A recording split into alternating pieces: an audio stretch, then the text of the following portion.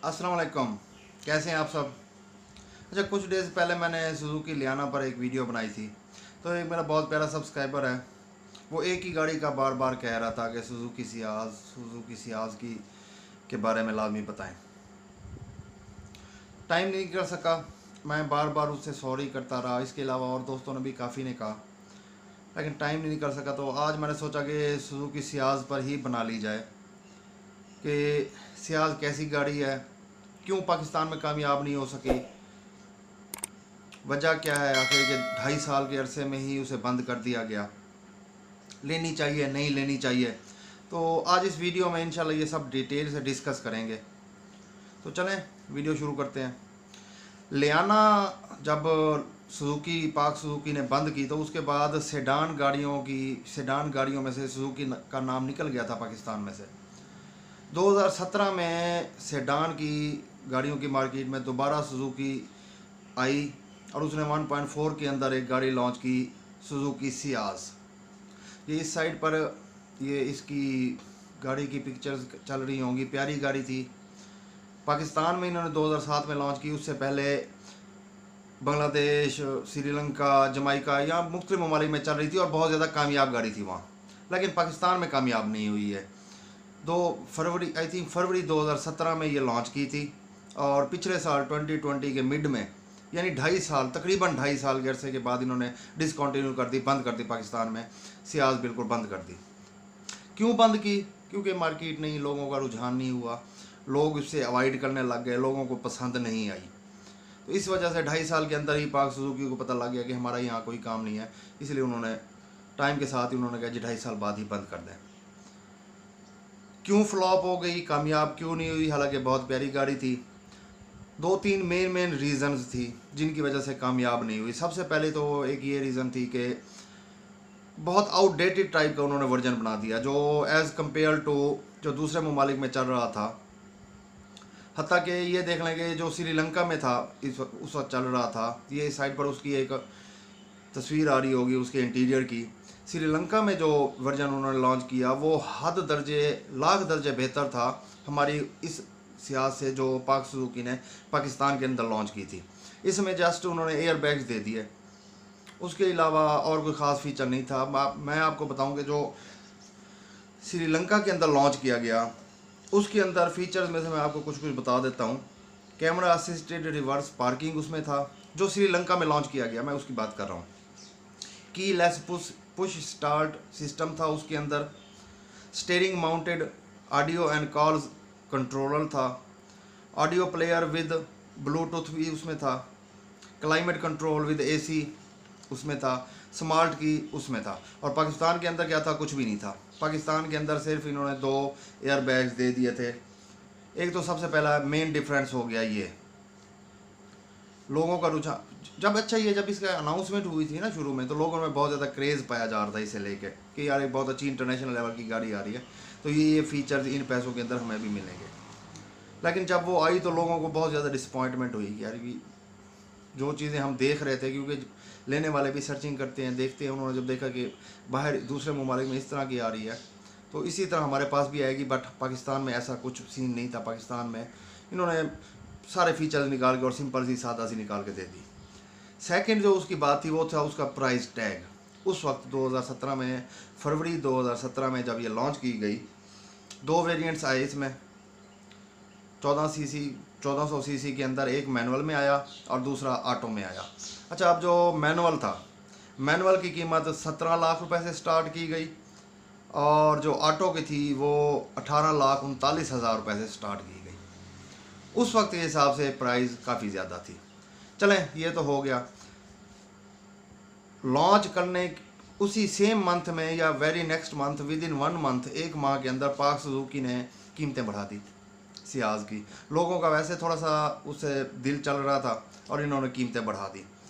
और फिर जैसे जैसे आहिस्ता आहिस्ता गुजरता गया, 2.5 साल के अंदर जो मैनुअल थी वो 23 लाख पर आ गई और जो ऑटो थी वो तकरीबन 25 लाख पर आ गई। अब इतने ज़्यादा पैसों के अंदर लोगों को एक ऐसी गाड़ी जो पसंद नहीं आ रही थी, तो 25 लाख एक ऐसी गाड़ी के लिए लगाना उन्होंने बेवकूफ़ी समझा, उन्होंने लेनी बंद कर दी। बुकिंग ख़त्म हो गई। लोगों ने लेना ही छोड़ दिया।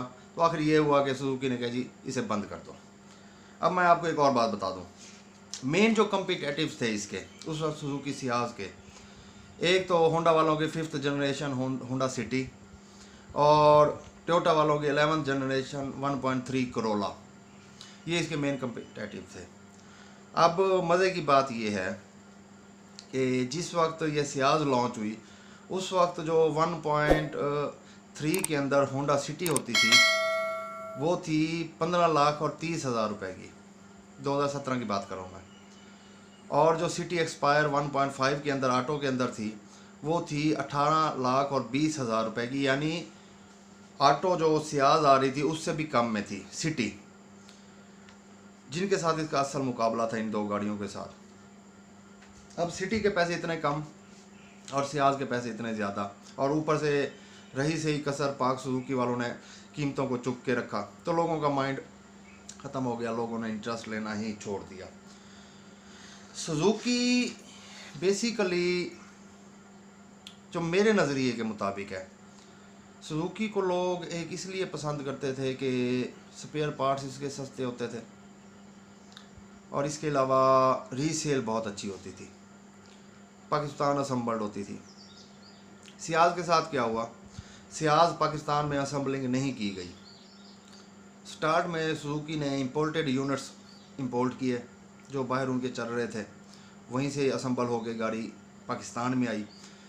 सुजुकी ने ये कहा कि चलें जी जब रनिंग में आ जाएगी हमारी ये प्रोडक्ट तो हम यहाँ असम्बलिंग कर लेंगे, लेकिन वो रनिंग में आई ही नहीं। सुजुकी ने इतना मौका ही नहीं दिया, ऐसी मार्केटिंग की ही नहीं गई कि सियाज की तरफ लोग जाते। जब इंपोर्टेड यूनिट था स्पेयर पार्ट उसके लाजमी महंगे हो गए, वो तो लाजमी महंगे ही मिलने थे। रीसेल जब लोगों का रुझान ही नहीं था तो रीसेल बहुत ज़्यादा डाउन हो गई। दो फैक्टर्स होते हैं जो जिसकी वजह से मेरी नज़र में सुजुकी को लोग पसंद करते हैं, तो ये दोनों उसमें नहीं थे, तो इस वजह से फ्लॉप हो गई। 2.5 साल कंपनी ने भी वेट किया और उसके बाद कंपनी ने कहा जी बंद करो और बोरिया बिस्टल उठाओ और चले यहाँ से। पिछले साल सियाज बिल्कुल बंद हो गई है। गाड़ी कैसी है, गाड़ी बहुत प्यारी है, आउट क्लास गाड़ी है। मेरा एक दफ़ा चलाने का एक्सपीरियंस हुआ, एक दोस्त आया था उसके पास थी तो मैंने एज ए ट्राई लेने के लिए मैंने उसे चलाई। सस्पेंशन बहुत प्यारी है। अच्छा, मुझे जो उसमें ज़्यादा वो एक मज़ेदार जो उसमें चीज़ लगी वो इंजन पिक थी, इंजन रिस्पांस बहुत अच्छा था। सस्पेंशन अमूमन इसकी आपने अक्सर मेरी वीडियोस में देखा होगा कि मैं सुजुकी की सस्पेंशन का ज़्यादा कायल नहीं हूँ, लेकिन मुझे इसकी सियाज की सस्पेंशन पसंद आई थी।